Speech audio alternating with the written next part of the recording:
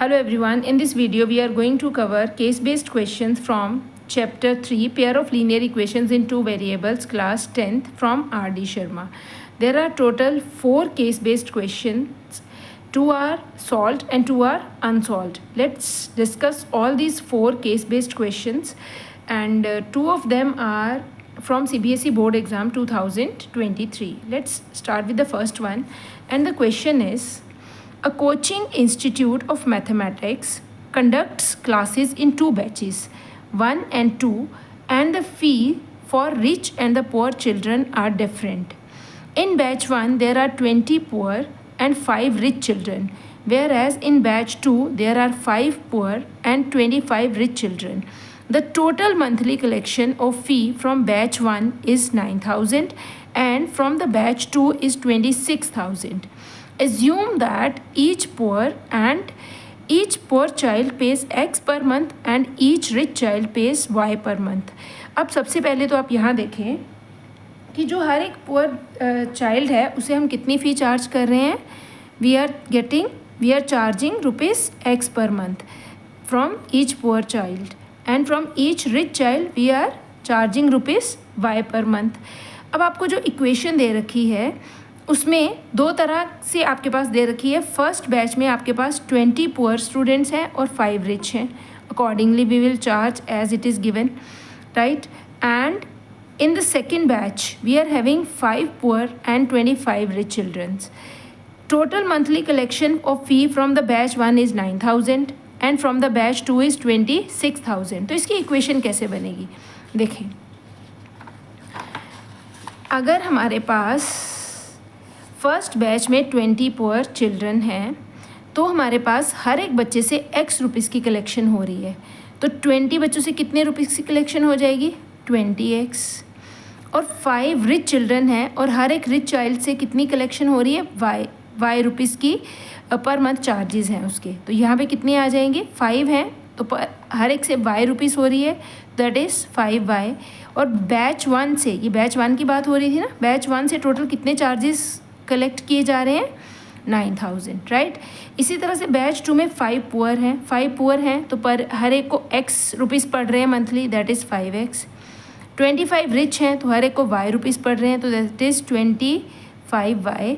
और इस तरह से हमारे पास कलेक्शन कितनी हो रही है 26,000 की कलेक्शन हो रही है. अब जो भी हमारे पास क्वेश्चंस दिए होंगे उसके अकॉर्डिंग हम इनके आंसर्स देंगे. These are our equations. You can see this question is from CBSE board exam 2023 and the first question is, represent the information given above in the terms of X and Y. This is the answer of our first part. Second part is, find the monthly fee paid by poor child. आपको बताना है कि हर एक poor child है वो कितनी monthly फ़ी पे करता है. अगर हम poor child की बात करते हैं तो उसको कितनी मंथली फ़ी पे करता है रुपीज़ X. अब आपको X वेरिएबल की वैल्यू निकालनी है तो हम Y को एलिमिनेट करेंगे. तो Y को एलिमिनेट करने के लिए हम क्या करेंगे, फर्स्ट इक्वेशन को, यहाँ पे 25 है Y का कोफिशिएंट और यहाँ पे Y का कोफिशिएंट 5 है, दोनों को सेम बनाना पड़ेगा और साइन और ऑपोजिट लेने पड़ेंगे. तो हम फर्स्ट इक्वेशन को किससे मल्टीप्लाई करते हैं दोनों साइड पे 5 से. तो it will gives us 100X 25Y is equal to 45,000. Second equation is 5X plus 25Y is equal to 26,000. We need to subtract them क्योंकि इनके साइन सेम है. कट करने के लिए, एलिमिनेट करने के लिए इनके साइन ऑपोजिट होने चाहिए. तो हम सारी सेकेंड टर्म को फर्स्ट में से सेकेंड इक्वेशन को फर्स्ट में से माइनस कर देंगे तो साइन क्या हो जाएंगे चेंज, ये कट हो जाएगा. 100 - 5 इज़ 95X. जब आप इसको सब्ट्रैक्ट करोगे तो 3 zeros will remain as it is. It will become 15. This is 9 and we are having here 3 minus 2 is 1. तो X will be 19,000 divided by 95.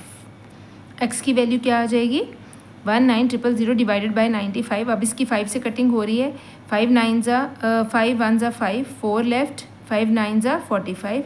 This is 5 5s are 5, 3s are 15, 4 5 8s are 40. 19 how many are 2s are, this is 200. तो हर एक जो poor child है उसे कितनी पर monthly फ़ी ली जा रही है? ₹200. This is the answer of our second part, right. Now the next question is find the difference in the monthly fee paid by the poor child and the rich child. तो rich child की तो पहले हमें निकालनी पड़ेगी, अभी तो हमने सिर्फ किसकी निकाली है? This is for poor child. Now find out for rich child. How we can find out this value of x? We will substitute in any of the equation. तो आप किसी में भी x की वैल्यू पुट कर दें. Second equation में कर देते हैं 5 multiply by 200 plus 25y is equal to 26,000. तो this is 1000. 25y is equal to 26,000. तो this is 25y is equal to 26,000 minus this is -1000, right. जब आप इन दोनों को माइनस करोगे तो ये आपके पास आ जाएगा 25y is equal to this is 5, this is 2. Now y will be 25,000 divided by 25 which is equal to 1000. हर एक रिच चाइल्ड से कितना अमाउंट लिया जा रहा है? 1000 रुपीज़ पर मंथ चार्ज किए जा रहे हैं, राइट. अब हमारे पास क्वेश्चन था find the difference in the monthly fee paid by the poor and the rich child. दोनों का डिफरेंस निकालना था. तो डिफरेंस कितना आ जाएगा? 1000 minus 200 which gives us 800 rupees, not 8000. It is 800 rupees. This is the answer, right. The next one is if there are 10 poor and 20 rich children in the batch. अब हमारे पास पुअर कितने आ गए हैं? नेक्स्ट कंडीशन क्वेश्चन नंबर 4 में उन्होंने क्या दिया है? There are 10 poor children and 10 poor children and 20 rich children in a batch. Then what is the total monthly collection fee from the batch 2? अगर इस तरह से हमारे पास बच्चे हैं, how many poor children are there? 10 and rich are 20. अब poor children से कितनी अमाउंट ली जा रही है? 200 पर हेड. और रिच से कितनी ली जा रही है? 1000 रुपीज़ पर हेड. तो टोटल अमाउंट जो पुअर से ली जाएगी दैट विल बी 2000. 10 स्टूडेंट्स हैं तो हमारे पास पर हेड 200 लिया जाएगा. तो कितना अमाउंट बन जाएगा? 2000. और यहाँ पे 20 स्टूडेंट्स हैं और हर एक से 1000 लिया जा रहा है तो 20,000. तो answer will B 22,000. Total amount कितनी कलेक्शन हो रही है इस तरह से? 22,000. Now this second case based question is also from CBSE board exam 2023 and the question is the SL World is one of the India's largest amusement park that offers a diverse range of thrilling rides, water attractions and entertainment options for visitors of all ages. The park is known for its iconic Water Kingdom section, making it popular destination for family outings and the fun-filled adventures. The ticket charges for the park are ₹150 per child and ₹250 per adult. पर child कितनी amount पे करनी पड़ रही है? पर child it is ₹150 and पर adult it is ₹250. Now let's answer the. अभी आगे भी है ये question. One day the cashier of the park found that 300 tickets were sold and an amount of 55,000 was collected. Based on the above, answer the following questions. अब आपने answers बनाने हैं. First is if the number of children visited be x and the number of adults visited be y, then write the given situation algebraically. अब हम कैसे लिख सकते हैं? देखो, अगर हमारे पास नंबर ऑफ़ टिकट्स कितनी सोल्ड हुई हैं? 300. मतलब अगर हमने मान लिया कि अगर हम चिल्ड्रन की बात करते हैं तो हमारे पास कितने चिल्ड्रन पर चाइल्ड हमारे पास टिकट चार्जेस कितने पड़ रहे हैं? 300 रुपीज़. हम मान लेते हैं number of children visited be x. ये उन्होंने दे रखा है. चिल्ड्रन कितने हैं? x. एंड एडल्ट्स कितने थे? एडल्ट्स हैं y. तो अब इक्वेशन क्या बनेगी? कितनी टिकट सोल्ड हुई हैं? 300. इतना, इसका मतलब जितने टोटल लोग आए हैं उतनी टिकट सोल्ड हुई होंगी. That is first equation is x plus Y is equal to 300। अब हमने यहाँ से अमाउंट बनानी है। हर एक चाइल्ड को कितने पैसे पे करने पड़ रहे हैं? 150। तो x चिल्ड्रन आए थे तो 150x, राइट? कितने चिल्ड्रन आए थे? 150, तो दैट इज़ 150x। और कितने एडल्ट्स आए थे? कितने चिल्ड्रन आए थे? x। और पर चिल्ड्रन कितना अमाउंट पड़ रहा है? 150। तो पूरी जो चिल्ड्रन से अमाउंट बनेगी दैट इज़ 150x। और कितने एडल्ट्स आए हैं? y। और पर एडल्ट कितने चार्जेस पड़ रहे हैं? 250। तो this is 250y is equal to 300। अब आप इसमें से अगर क्या कॉमन निकल रहा है आप यहाँ से देखो तो हमारे पास 10 तो आ ही रहा है, 0 तो पहले से ही कट जाएगी एक। अब इसमें से 5 भी आ रहा है। 5 3 ज़ा 15, 5 5 ज़ा 25, 5 6 ज़ा 30। ये आपके पास दो इक्वेशंस बन जाएंगी। सारी इक्वेशंस को हमने किससे डिवाइड कर दिया? 50 से डिवाइड कर दिया, राइट? अब आपके पास ये जो दो इक्वेशंस है इसको आपको सॉल्व करना है। फर्स्ट इक्वेशन को आप 3 से मल्टीप्लाई कर लें, ये आ जाएगी 3x plus 3y is equal to 900। Minus minus subtract करना पड़ेगा, साइन चेंज होंगे तो भी कटिंग होगी। 5y minus 3y is equal to 2y। तो दिस विल बी, सॉरी यहाँ पे मैंने ना गलत लिख दिया है। It is not 300, it is 55,000। कितना अमाउंट आया है पूरा? टोटल 55। तो जब हमने 55,000 को 50 से डिवाइड किया, 0 तो पहले ही कट गया, अब हमने इसको 5 से डिवाइड किया था, तो दिस इज़ 1100। 1100 माइनस 900 होगा 0 0 200। तो y will be 100 rupees, not 100 rupees. y क्या लिया हमने? y लिया हमने नंबर ऑफ़ एडल्ट्स। तो कितने आ गए? 100 एडल्ट्स। अब हमारे पास x की वैल्यू कितनी आ जाएगी? x plus 100 is equal to 300।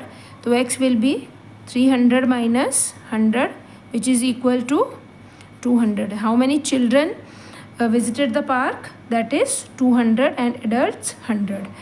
आगे उन्होंने बोला है, फर्स्ट तो उन्होंने बस यही बोला था कि इन इक्वेशंस को आपने एल्जेब्रिकली लिख के बताना है। तो फर्स्ट पार्ट का तो आंसर आपके पास आ जाएगा x plus Y is equal to 300। और सेकेंड इक्वेशन आ जाएगी 150x plus 250y is equal to 55,000, 55,000। आप इसमें से 50 को कट करेंगे तो ये आपके पास आ जाएगा 3x plus 5y is equal to 1100। ये आ जाएंगी हमारी pair of equations. The next one is how many children visited the amusement park that day.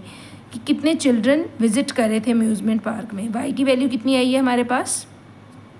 y थे हमारे एडल्ट्स और चिल्ड्रन थे x, तो x आ गया हमारे पास 200। How many children visited the amusement park on that day? 200. How many adults visited the amusement park on that day? That is 100.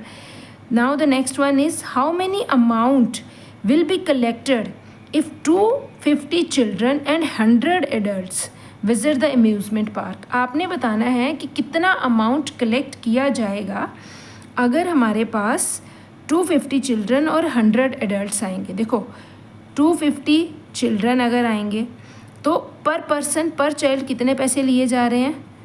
150 rupees. Plus अगर 100 adults आएंगे तो पर एडल्ट कितने पैसे लिए जा रहे हैं? 250 रुपीज़। अब आप इनको मल्टीप्लाई करेंगे तो ये आपके पास आ जाएगा 0037500 प्लस ये आ जाएगा 251230, राइट? अब आप इन दोनों को प्लस कर लें, this is 0 0, then this is 5, 7 plus 5 is 2, 1 left।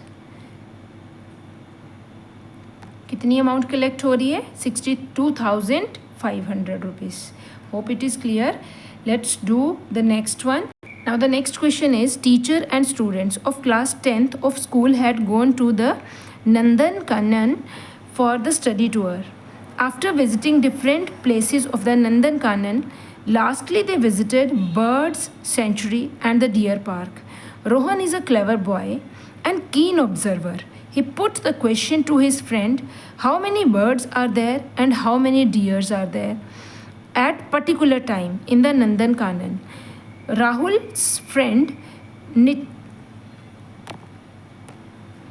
Nishit gave the correct answer as follows. अब उसके फ्रेंड ने क्या आंसर दी है, let's see this one, what he said Nishit answered the total animals have 1000 eyes and 1400 legs. उसने बोला कि जितने भी एनिमल्स थे उनकी 1000 आइज थी और 1400 क्या थी, लेग्स थी। अब नेक्स्ट करते हैं, if X and Y be the number of birds and deers respectively. अगर वहाँ पे एक्स क्या थे, हमारे पास बर्ड्स थे, और वाई क्या थे, डियर थे, then what is the equation of total number of eyes. तो आपने आइज की इक्वेशन बनानी है। देखिए आइज चाहे आप बर्ड्स की लो चाहे डियर्स की लो, दो दो ही हैं। तो हमारे पास यहाँ पे अगर नंबर ऑफ बर्ड्स एक्स हैं तो आइज कितनी हो जाएंगी टोटल, 2x।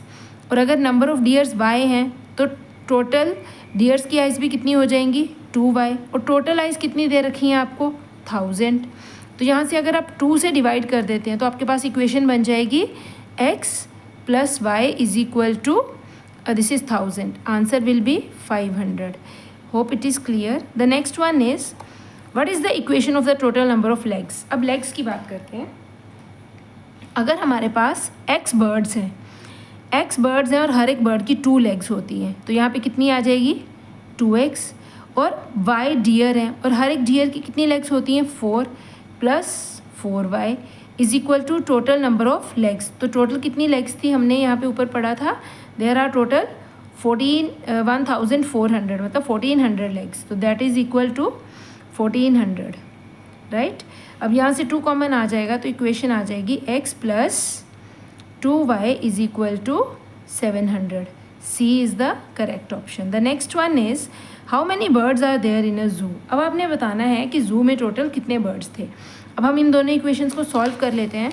हमारे पास फर्स्ट इक्वेशन थी जो आइज से बनी थी, that is x + y is equal to 500। और ये इक्वेशन है जो लेग्स से बनी है, x + 2y is equal to 700। अगर आप इनको सॉल्व करते हैं तो x के कोफिशिएंट्स पहले से ही सेम है, we just need to change their signs. यहाँ पे कितना आ जाएगा, -y - 200, ये दोनों कट हो जाएंगे। y is equal to 200, y क्या है, नंबर ऑफ डियर्स है ना। नंबर ऑफ डियर हमारे पास कितने हैं, 200। अब अगर y 200 है तो x कितना आ जाएगा, this is x will B, अगर आप यहाँ से फाइंड आउट करोगे तो x विल बी 300। इसका मतलब हमारे पास बर्ड्स कितने हैं, these are the birds and these are the deer. Deer are 200 and bird are 300। The question is how many birds are there in the zoo. The answer is 300. Then the next one is how many deer are there in the zoo. The answer is 200. Hope it is clear. The next one is total number of animals, birds and deer कितने हो गए, 3 + 200 is 500. Hope it is clear. Let's do the next one, last question. Mathematics teacher of a school took the standard 10th students to see the painting exhibition which was held at the Art College of Education, Bangalore. It is the part of art integration of mathematics. The teacher and the students had interest in painting as well. Students were eager to see the above painting.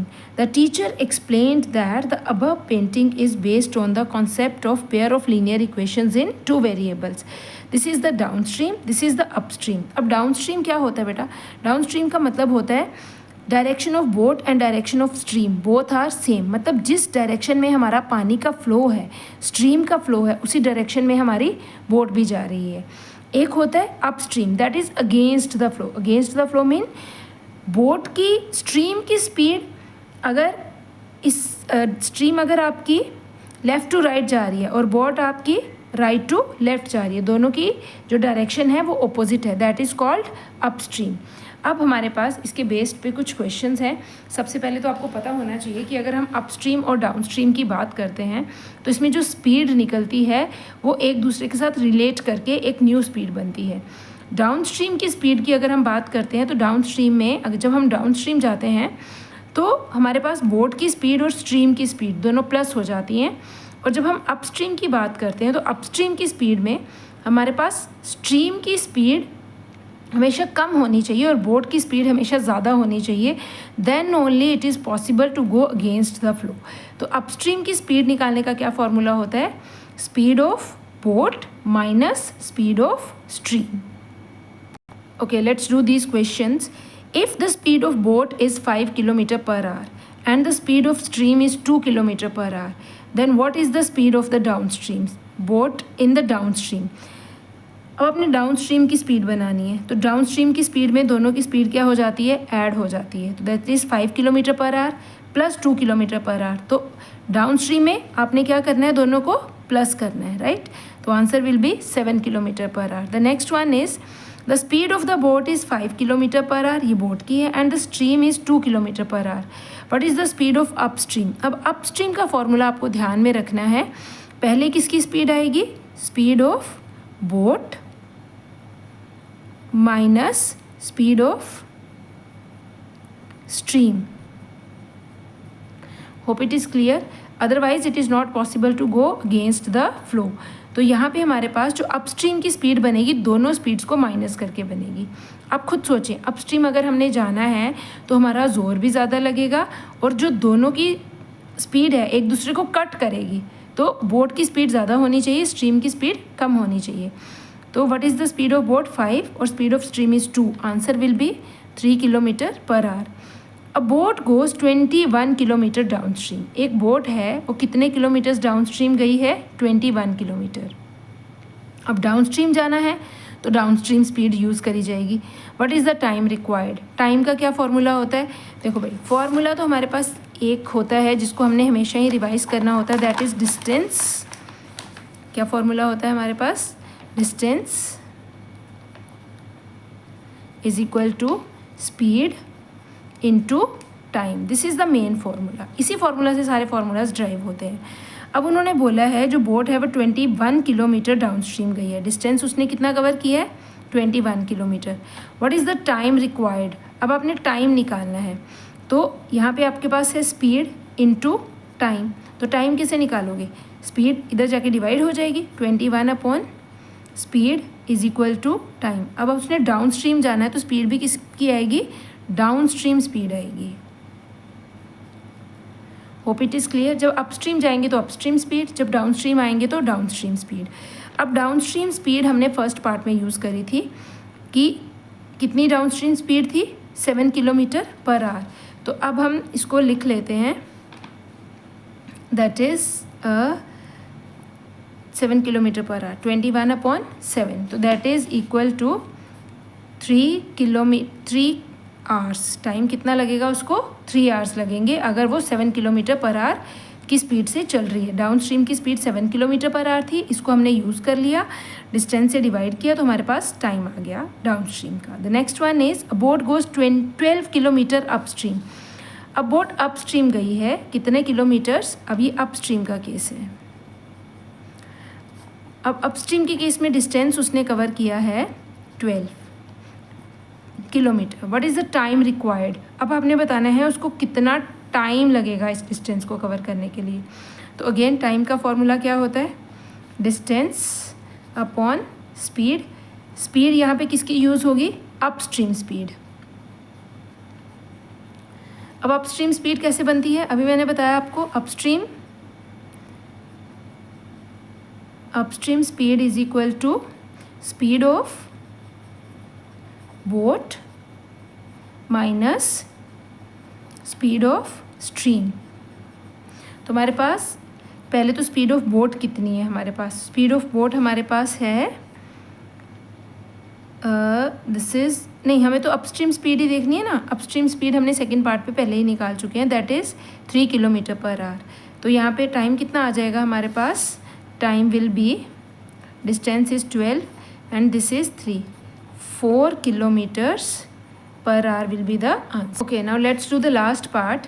If the speed of the boat and the stream be x km per hour and y km per hour, अगर boat की speed और stream की speed को लिया जाए, एक boat की कितनी है x और स्ट्रीम की है y, what is the distance covered by down stream boat in t hours. अब आपने डिस्टेंस निकालना है. डिस्टेंस किसके इक्वल होता है, स्पीड मल्टीप्लाई बाय टाइम. अब स्पीड हमें डाउन स्ट्रीम की लेनी है. डाउन स्ट्रीम मतलब दोनों की स्पीड को हमें प्लस करना है, बोट की स्पीड को और स्ट्रीम की स्पीड को. ये आ जाएगी x + y.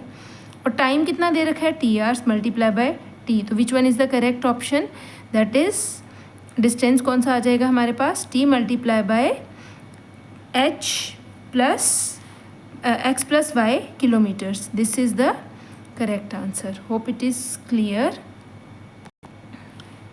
Hope it is clear, hope all the questions are clear, right. एक बार आप ट्राई ज़रूर करें। Thank you.